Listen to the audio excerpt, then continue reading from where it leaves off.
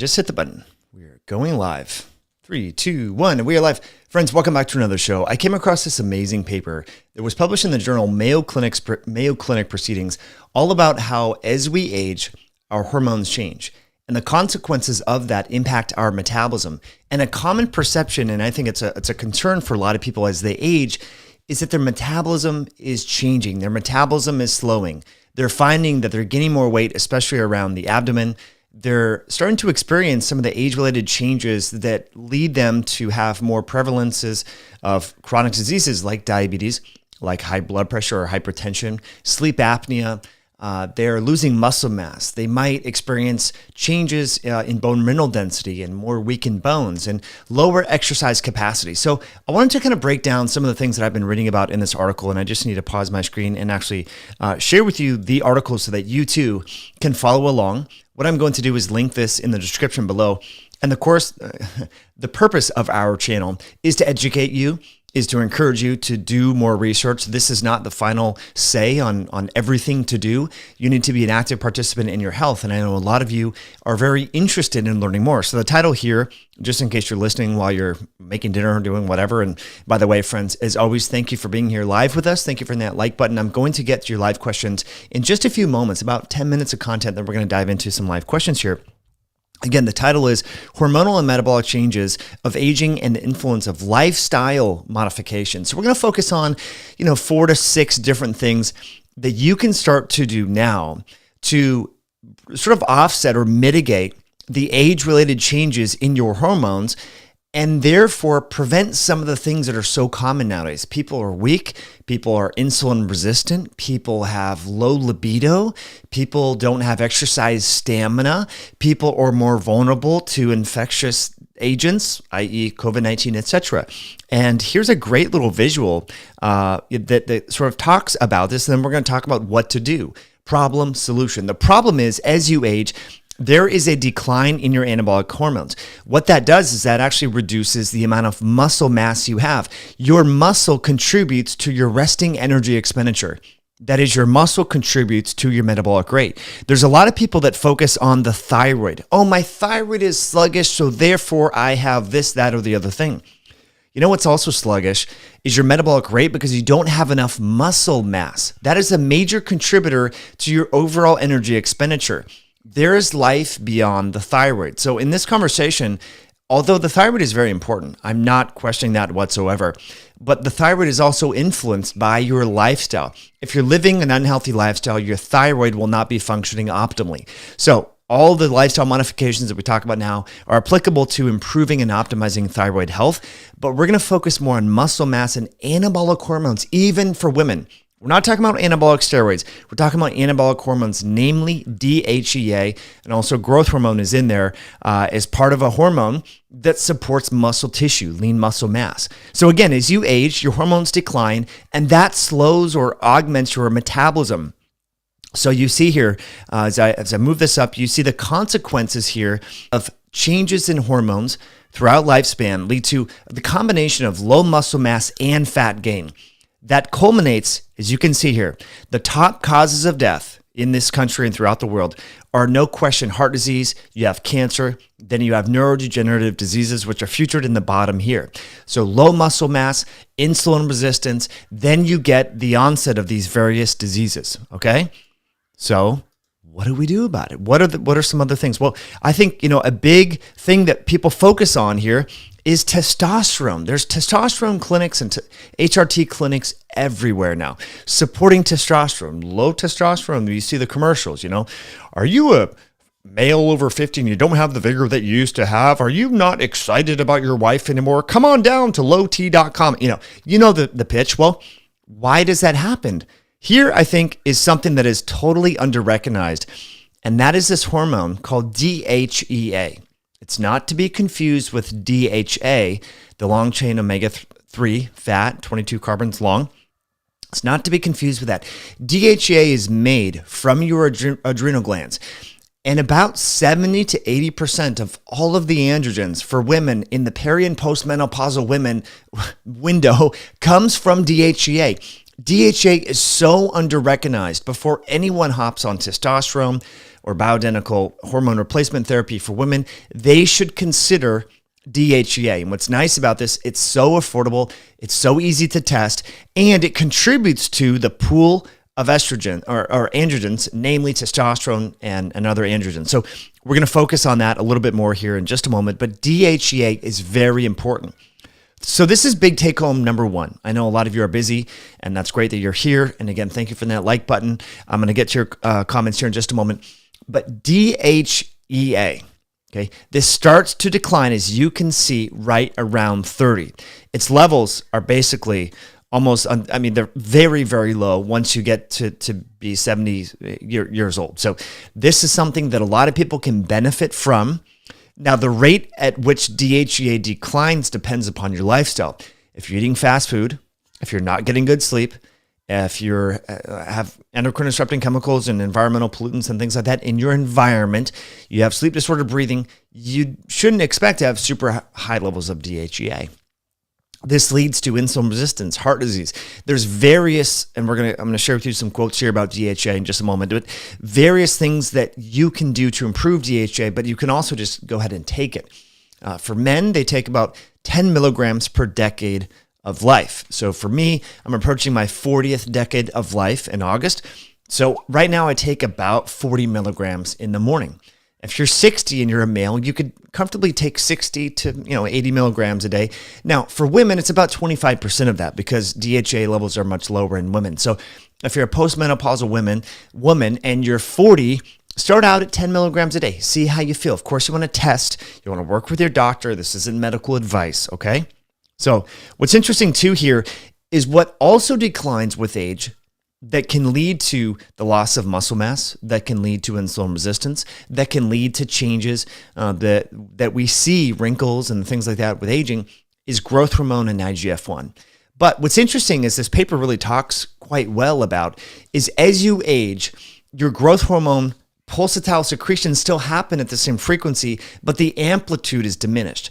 And what's interesting is when you fast, when you intermittent fast or do a periodic prolonged fast, those do increase the amplitude of growth hormone release. So that's tip number 2. You want to optimize your DHEA.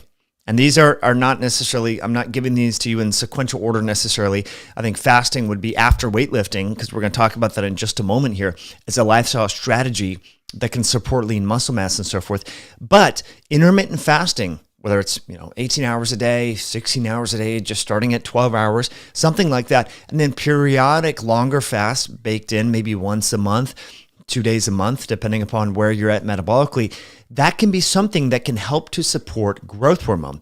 Now, as you see here, IGF-1, it naturally declines with age because unlike the other hormones that hitherto we've talked about, IGF-1 is involved in cellular proliferation. So you don't necessarily want to have super physiologic levels of IGF-1 all of the time throughout lifespan because it may increase challenges with cancer and things of the sort. Okay. So as we continue to talk here, I'm just going to leave this article on the screen, and I just want to check in, make sure that we're doing okay, and of course, honor your live questions. If you have any questions, as we continue to talk more about hormones and things like that, that would be great. So I see some comments coming in here about bone broth. I see some questions coming in about fenugreek. Okay, we're going to address some of those different things. Forskolin, I'll talk about that in just a moment. But let's continue on, and I just want to share some quotes with you. So about the importance of lifestyle, and that's what this article really talks about. And I just want to highlight this because I know so many people have crappy lifestyles, so they start to feel bad, and then they go to the doctor and they get on hormones, and they might have consequences or unintended harms associated with that. So it's important that we all know if we're experiencing age-related changes in our sluggish metabolism and we seek to take exogenous hormones, we also need to commit to healthy lifestyle change. So we're going to focus now on exercise, we're going to focus on sleep, then considering something like DHEA supplementation, and then we're going to talk about fasting. Okay, so those are the kind of 4 things that I want to get to. But I think this is very important. As this article talks about, by the year 2050, there's going to be 83 million people over the age of 65 in the U.S. So again, within the next 25 years, that's how many people there will be. So about a third of the current population, roughly, but maybe a little bit less than that, 25%, will be over the age of 65. And so we really want to get ahead of this, right? If we could help people now, they would age much more gracefully and probably not experience a lot of these challenges that you're seeing here, this osteosarcopenic obesity, the dementia, the cardiovascular diseases, and the cancer. Okay, so let's continue on. And I want to share with you just a little bit more about DHEA because this, I think it's totally under-recognized. And just a small plug, of course, for our attorney friends, we can't diagnose, treat, cure, prevent any disease on these conversations. We're just talking about supporting health. But I want to share with you some quotes about DHEA. So dihydroepiandrosterone serves as a precursor to many androgenic and estrogenic hormones throughout the body. Thus, low DHEA levels or low DHEA sulfate is even a greater contributor to the overall hormonal profile. In fact, in men, it contributes, this is DHEA made by the adrenals, contributes to 30% of the androgens in men and about 75% of the estrogens in peri and postmenopausal women. So that's really important to understand. And it starts to decline about 2% per year after the age of 30. So if you're watching and you're 50 and you're thinking, gosh, I don't function the same as I used to be. Where do I really start with this? Do I go buy fat burners on the internet? I wouldn't necessarily suggest that. Most fat burners are essentially thermogenic, stimulants, and that's going to compromise your sleep and things of the sort. It's much better to start off focusing on sustainable things that you can do. So the age-related trend in DHEA is unique from any other steroid hormone, and signals to produce DHEA are distinct from signals to produce other hormones. Men have around 2 times greater DHEA sulfate than women, but women have been reported to have greater levels of DHEA. The cause of these sex-related differences is unknown. Okay, now here's just a few quotes on growth hormone, and we're going to go back to DHEA in just a moment. Actually, gosh, there's another image I got to share with you. Just give me a second because I forgot to put this on here right before we started, and it really helps to highlight the importance of DHEA and as it relates to aging and the different factors here. I think this really tells the story. So what you're going to see here is table 1. I'm just taking a screenshot, and then I'm going to drop it on the timeline that you can see here. And it overlays all of the take-home message from this paper and hopefully from this conversation is as your hormones change throughout your life, as you age, so too does your metabolism. And it's really part and parcel. They're the same processes because, of course, the hormones are the mediators that influence your metabolic rate. And so we need to optimize our lifestyle so as to improve the hormones, which then influence our metabolic rate. So this is definitely worthy of a screenshot. I mean, this tells the story quite well. Remember, you have hormone replacement therapy clinics on basically every street corner in major cities, advertising for, progesterone and estrogen for women, and then also testosterone for men. So what you see here, you see reduced testosterone, and then what you also see is reduced DHEA. Well, if you look here at the overlaps, and this I think is just quite important. So you look here, you have increased fat mass for low testosterone. You have increased risk for obesity because of the fat mass. You have reduced insulin sensitivity. You have changes in triglycerides and muscle mass and strength. Well, let's hop on over to DHEA, right? So remember, testosterone is getting all of the airtime. So many people are familiar with low T, low testosterone, the whole thing. Well, let's look at DHEA. Increased fat mass, increased waist to hip ratio if it's low, loss of lean body mass, muscle mass, a reduction in VO2 max, or overall ability to convert oxygen and energy into usable energy via exercise.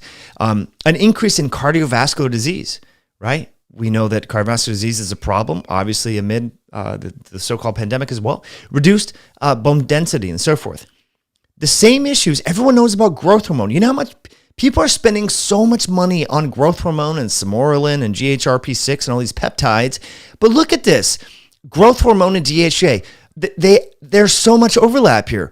Low DHEA levels and low growth hormone increase fat mass, visceral adipose tissue, reduce lean body mass, changes in strength, reduce bone density. Okay?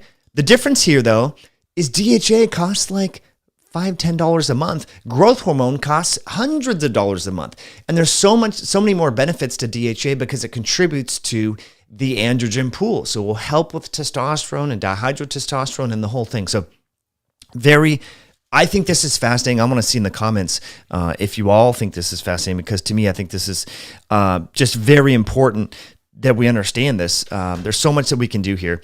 But let's continue on and talk about a few things from this paper.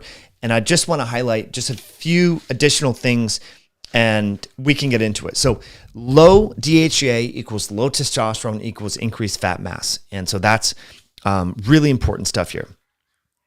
So we need to understand. And so they say a significant negative association has also been observed between obesity and testosterone levels in multiple groups. And this is more applicable to men. So hold on, ladies, we're going to get to you in just a moment. Emphasizing the metabolic importance of maintaining testosterone levels throughout age. Lower DHEA sulfate levels have been associated with body fat, increased waist to hip ratio, and decreased percentage of lean body mass. And I just shared this image with you right here in the middle. You might want to take a screenshot of this. Low DHEA increases fat mass and decreases lean body mass in men over 60. An inverse correlation has been noted between DHEA and body mass index, suggesting that DHEA may increase lipolytic capacity and decrease body fat. Again, I just got a comment on one of our websites today.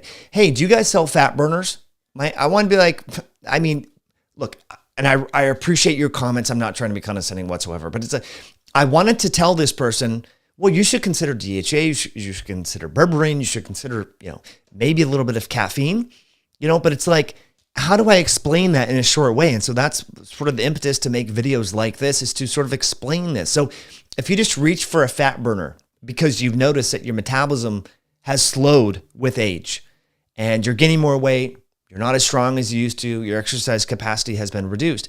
Well, if you just take a fat burner, that's not going to change all of those things. But if you were to take a little bit of DHEA and first test your levels, if you were to take something like berberine to improve your blood sugar health and overall metabolism, if you were to maybe take a little bit of omega-3 fats, if you were to focus on getting more sleep, if you were to intermittent fast, and if you were to do all these things, and as this paper talks about, aging and the metabolic changes that are associated with aging require lifestyle interventions.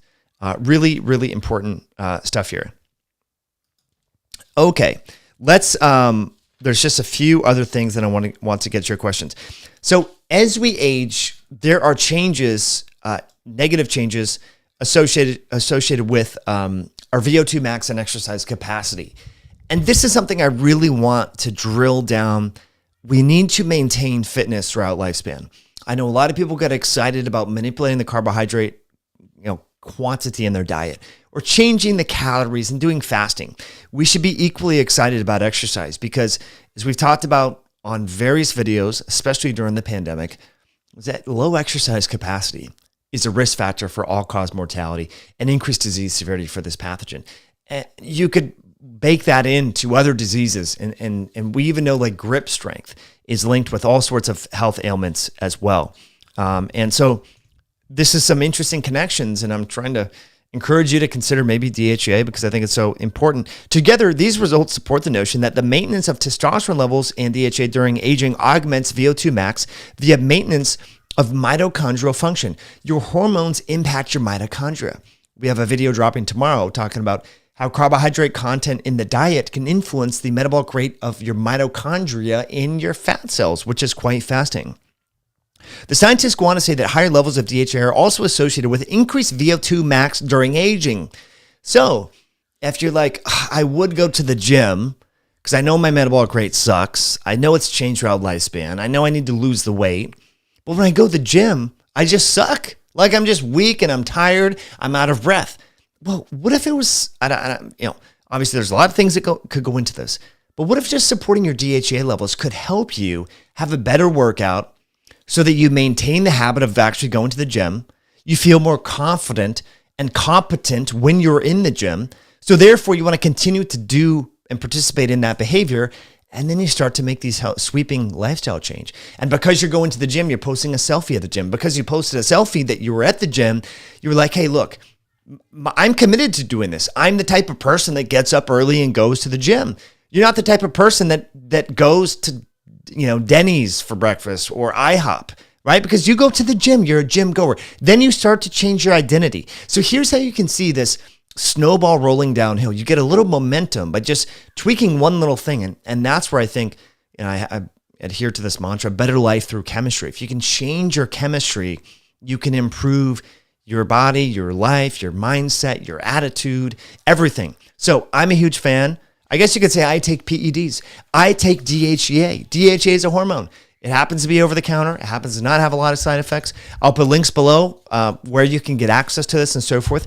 But, I think this is something that you should all consider. And again, there's tons of research in this paper with regards to DHEA, just to whet your appetite if you're interested. Okay, a few quotes, and then let's get to your live questions here. They talk a lot about bone health throughout this. Now, as Peter Attia and many other longevity doctors have talked about, bone health is really important. A lot of people think, Grandpa Bill, he fell, then broke his hip, which is why he died so quickly. He could never recover from that fall. Well, as it turns out, what usually is the case is the bones break, then the fall happens, then there's literally like a death spiral. As Peter had talked about on a recent podcast, is all of us as we get older, we're one fall away from our death. It doesn't mean that you're going to die during that fall, but when you fall, the ability of you to recover, because you don't have these anabolic hormones, the recovery is just not there, and your quality of life starts to go down and your morbidity increases, which is not good. So we want to maintain bone mass, and they talk a lot about how DHEA and these androgens can be very involved with this, and the cross-sectional area of muscle fibers is impacted by our hormones, my friends. So the muscle fibers are causing bones to move. Muscles and bone are like, Batman and Robin, they work together. So if you want strong bones, you need to put load on the muscles. You don't get that by typing, and searching on Instagram, by sitting on the couch and watching Netflix. You have to move your muscles. So those are the four things that we were talking about. You have a sluggish metabolic rate. What are some things you do? A lot of people search for fat burners. What I suggest, focusing on your body's circadian clock system, and that includes sleep hygiene, circadian rhythm hygiene. Very important. Sleep is baked into this conversation. We want to focus on lifting weights and doing resistance training. Very important to support all the foundation of these hormones, but also help support muscle mass, because muscle mass contributes a lot to your overall energy expenditure, to your insulin sensitivity, to your ability to have and maintain a VO2 max throughout lifespan. We want to focus on some sort of feeding window compression, because we know, as this paper talks about, it's not really that growth hormone, there's the same sort of periodicity of growth hormone release, these little pulsatile releases and so forth, after meals and then, during slow wave sleep. So that's where, again, getting back to sleep is so important for growth hormone and also for recovery from this exercise that you're going to be doing. So really important that we bake in some sort of feeding window compression, because that can help to support, the dearth of energy, right? When you're fasting, when you're compressing that feeding window, that can cause the amplitude of growth hormone to increase, because growth hormone helps to trigger these processes, basically of causing your fat cells to release energy, and that is helpful. Okay. Now, the fourth thing, certainly not last or least or anything like that, but the fourth thing that you want to consider is supporting your body's DHEA levels and maybe taking exogenous hormones. And again, I can't be, your doctor here. First of all, I'm not a doctor, number one, but number two, we don't know each other. So work with a healthcare practitioner, get your blood levels tested, test your DHEA levels, see where they're at. I found with my clients, they're generally pretty low, and most people report really good benefits. So I'm going to get to your questions here, but friends, I do just want to remind you, these episodes are brought to you by our sister company, Myoscience. Now, speaking of exercise, if you exercise, you would likely benefit from taking creatine with magnesium, with real ancient sea salt, potassium.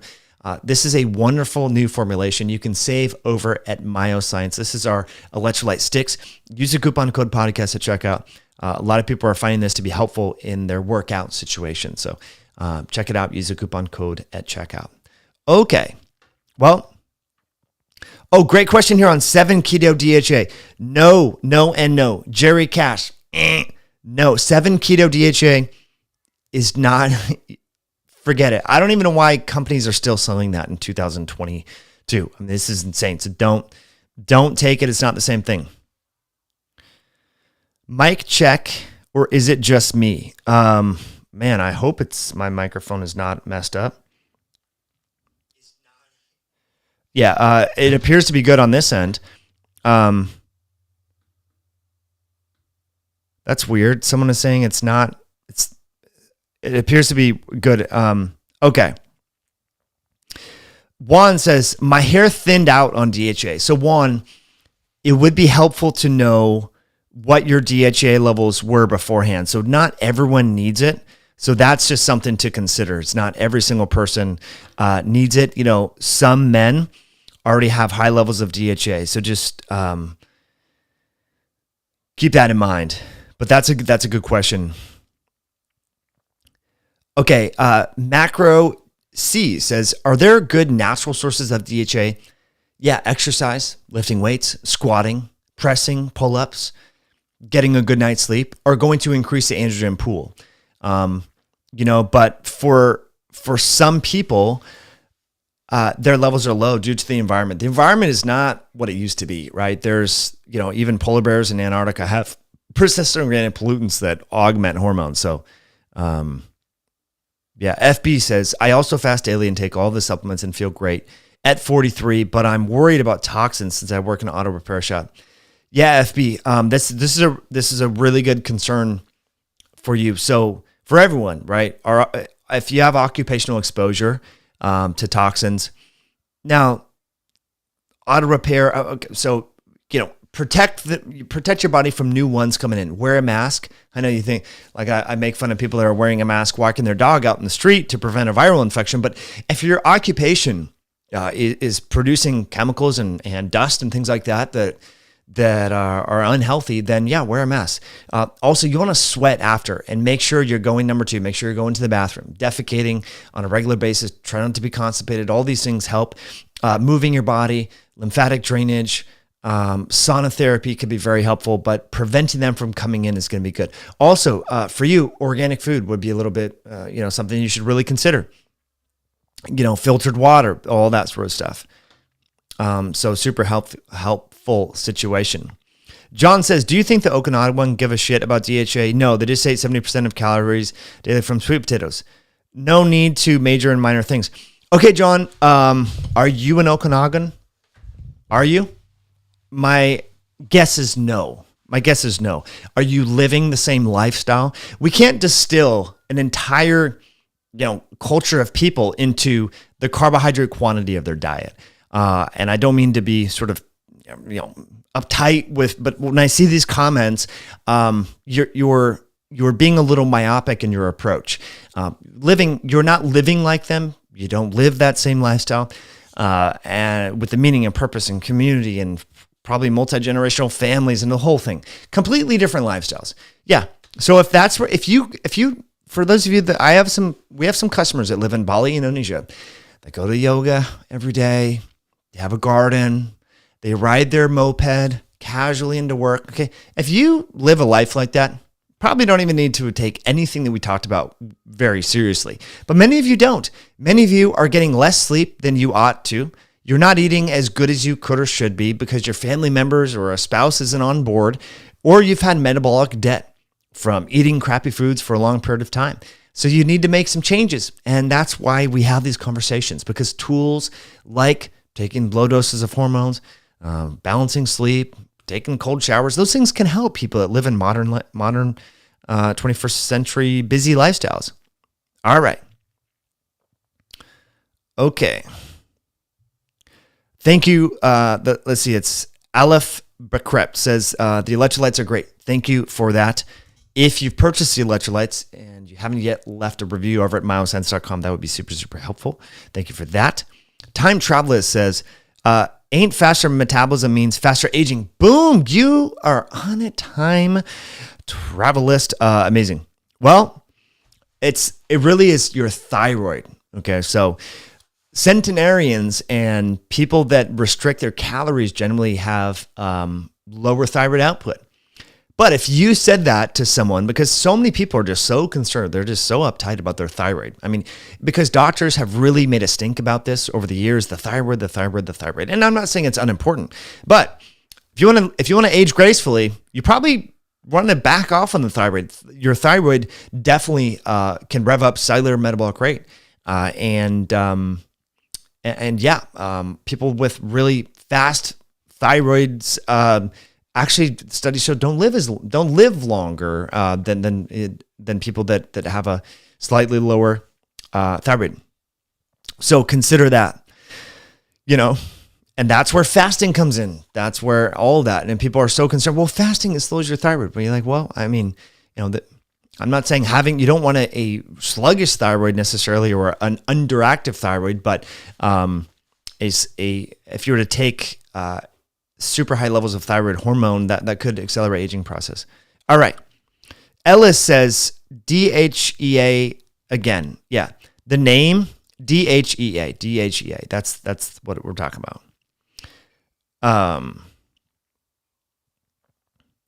This is a great question here.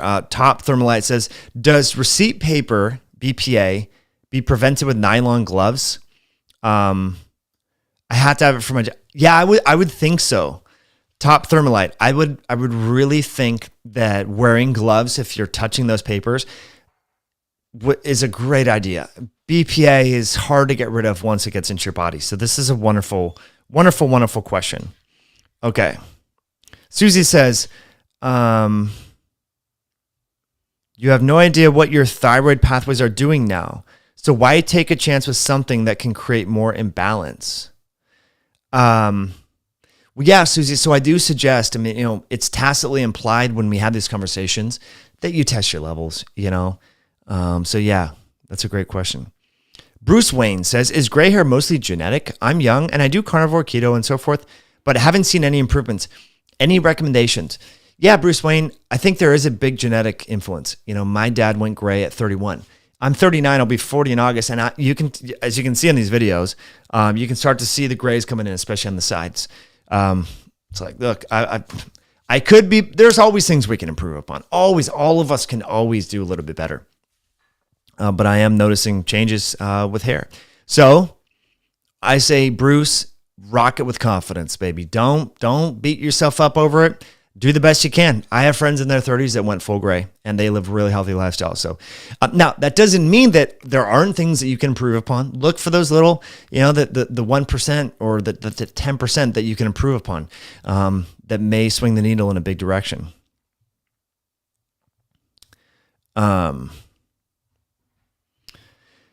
Two brain cells. That's a funny handle.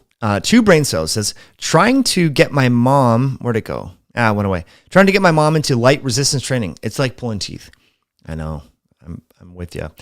It is tough. But sell her on the benefits, just like Peter, you have to look up the quote. He said something like, a lot of us as we get older are just one fall away from our death. And that fall, again, it's not going to kill us directly. It's indirectly. It's the consequences of the fall, the downtime and the loss of muscle mass that is associated with that will cause us to die prematurely, which is not good. So we want to get stronger. So just got to start somewhere.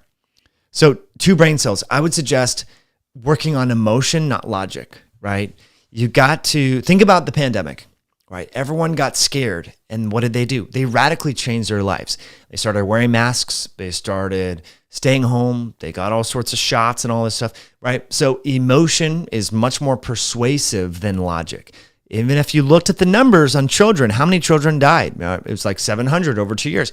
Still, all these people made their children wear the masks, even though the data didn't show that the virus impacted children in a negative way. Emotion sells, right? You got to use emotion. So two brain cells, figure out what your mom's emotional buttons are and press on those.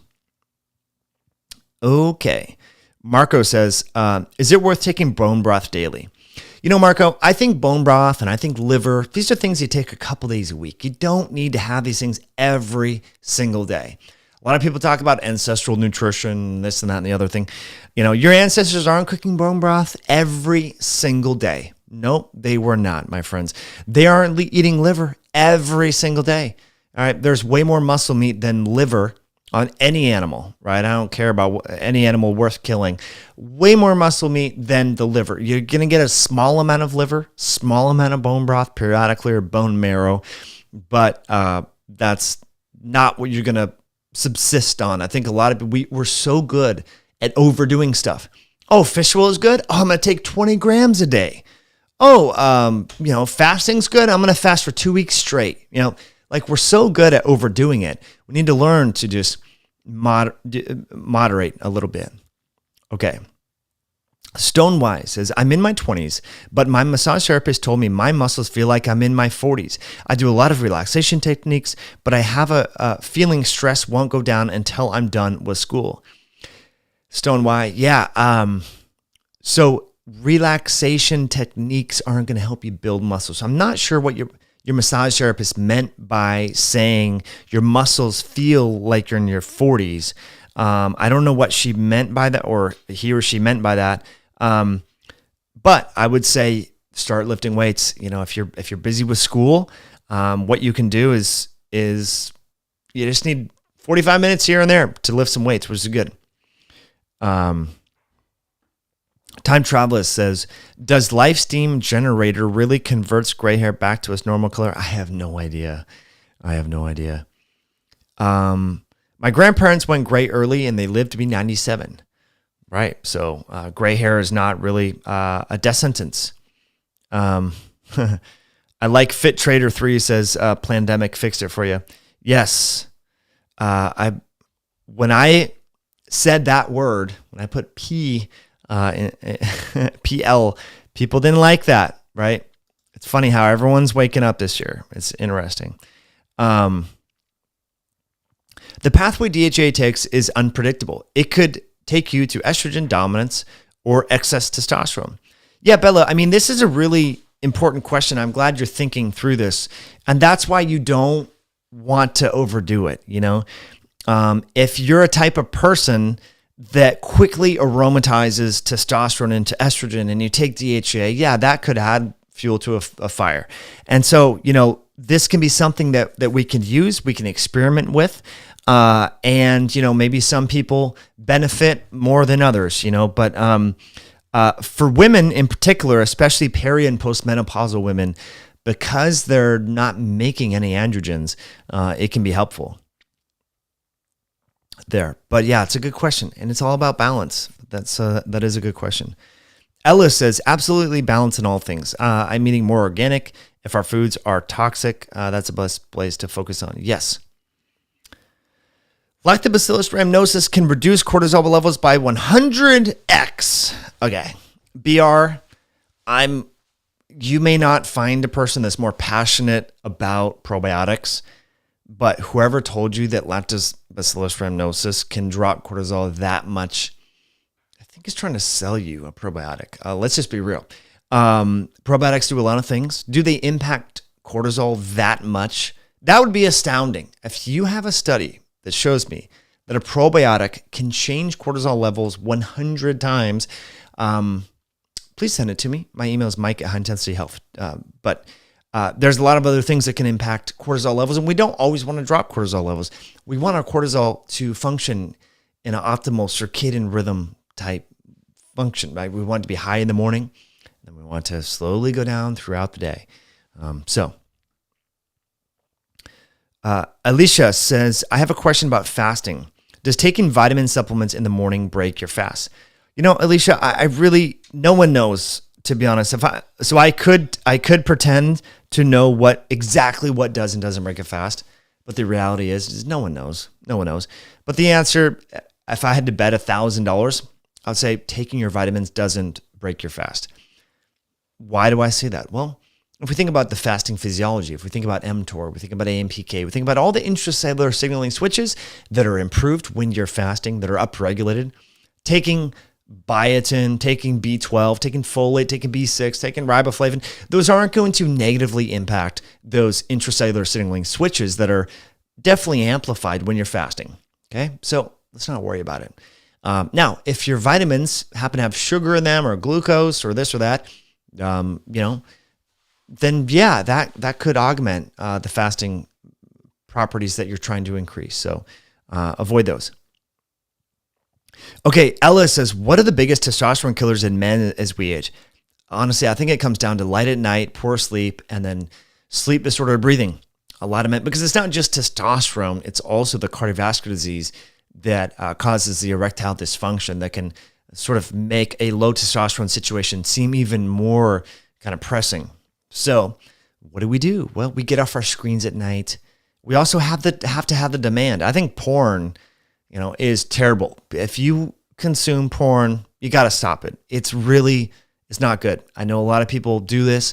I strongly suggest you just commit and go cold turkey, get off porn. Porn affects oxytocin, and it's going to affect all your hormones in a negative way. And unfortunately, it's really popular because you can access porn on any device anywhere in the world. So porn is going to screw up your testosterone, your drive. It's not a good thing. So sleep disordered breathing is a bad one.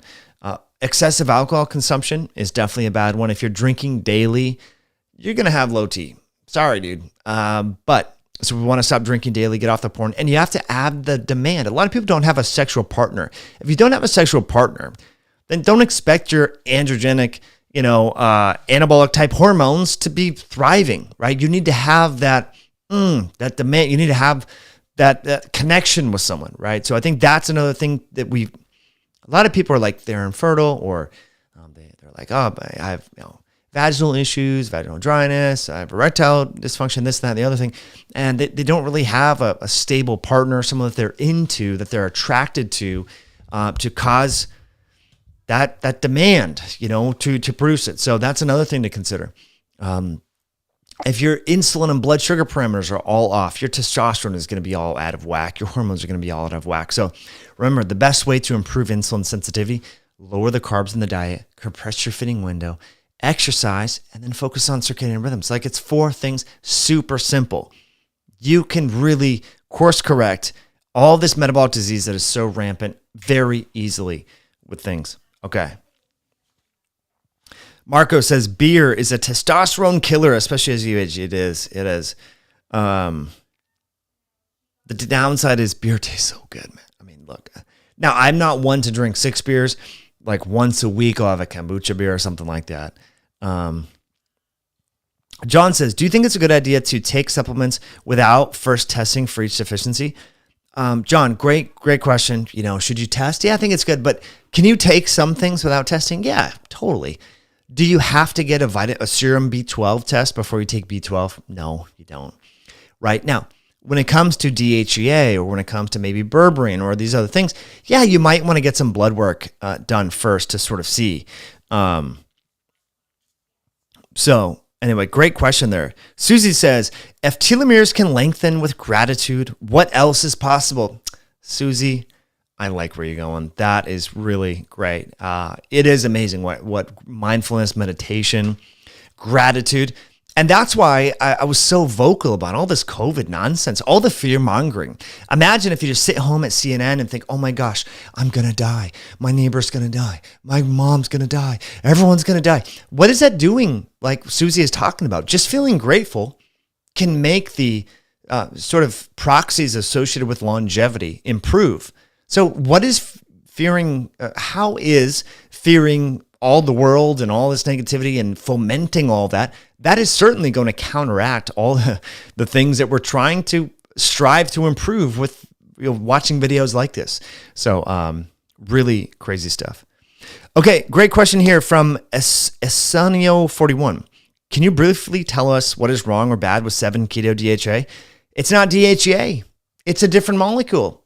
I don't know why people take it. I don't know why. Look, there's this perception that it's like absorb better or is blah, blah, blah. Look, or I think it's because it has the chemical name keto in there. Keto it just has to do with organic chemistry nomenclature. It's like ketogenic diet. It's really beta hydroxybutyrate that is the main ketone circulating in the body, as well as acetoacetate. But they're called people think about them as ketones due to the molecular structure of what a ketone is. So I think people think, oh, keto's good DHEA is good. So 7 keto DHEA must be good. I'm going to take that. No, it's garbage. Don't take it. I don't know why people even sell it. Okay. Great question. Susie again, or someone else says, serum B12 is pretty useless. I know, Susie. I was just throwing that out as an example. You can look at, methylmalonic acid. If you want to look at folate, there's Metametrics has different panels on fig glue and stuff like that you can look at. So, a lot of people do put weight in serum, B12 though, which is interesting, but, thank you for that comment, Susie. I do appreciate that.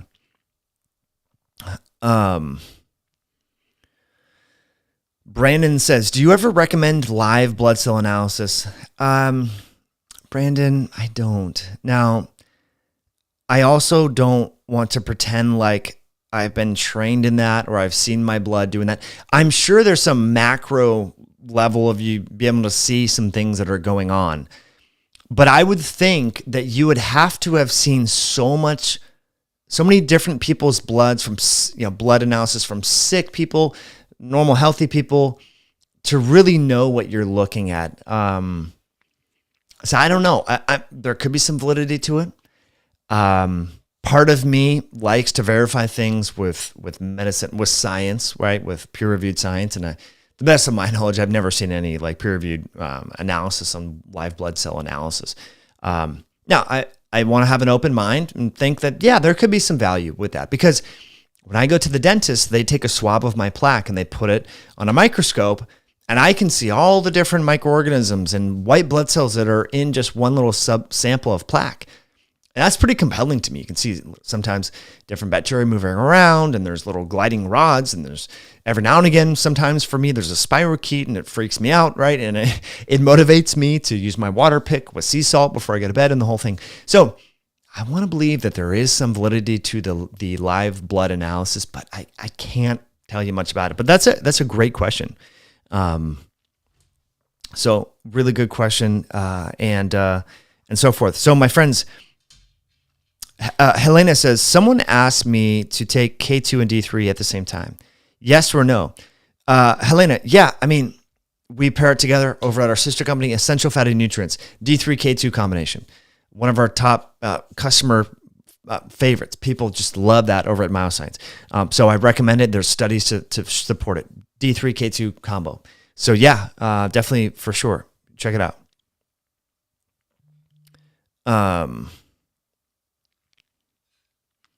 Fit Tracker 3R says, question, does gonadorelin work pretty well, much the same as HCG? I don't know that gonadorelin, I would imagine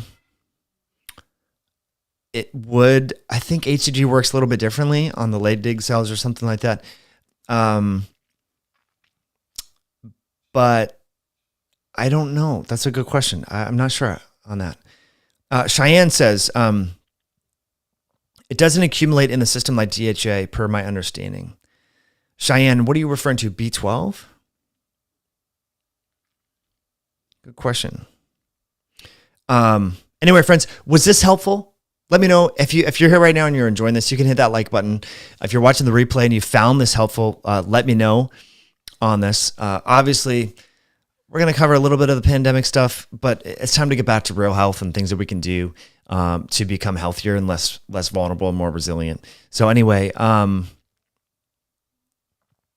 really good question came in here. Can you and your wife do a special on expecting mamas? Yeah. EMBD. Yes, we will do something like that. Good question. So again, thanks for that like button. Some of the things that we talked about, I will link below. And have an awesome rest. Oh, 7 keto. Yeah, that's what you're talking about. Yeah. Okay. Thanks, Cheyenne. Thanks for clarifying. All right, all. Have a good night. Catch you all soon. Bye now.